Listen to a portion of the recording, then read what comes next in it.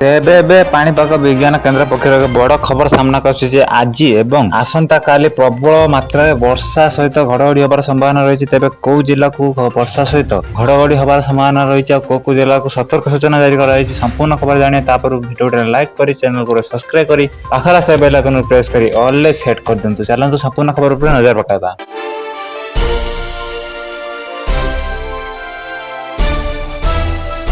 बंगोपसागर रे पुणी आसुची आउ एक लघुचाप 5 तारिख बेलू सृष्टि होब लघुचाप क्षेत्र। तेज आज बढ़ वर्षार परिमाण 5 ରୁ 8 जाए दक्षिण ओडिशा उपकूल ओडिशार प्रबल वर्षिब। बंगोपसागर रे पुणी आसुची आउ एक लघुचाप तेणु आजिठू पुणी बढ़ वर्षा 5 तारिख बेलू पश्चिम केन्द्र उत्तर पश्चिम बंगर सृष्टि होब लघुचाप क्षेत्र प्रभाव में दक्षिण ओडिशा उपकूल ओडिशा रे हेबो भल वर्षा। 8 तारिख जाए वर्षा नहीं अलर्ट जारी करिछि पाणीपाग विज्ञान केन्द्र।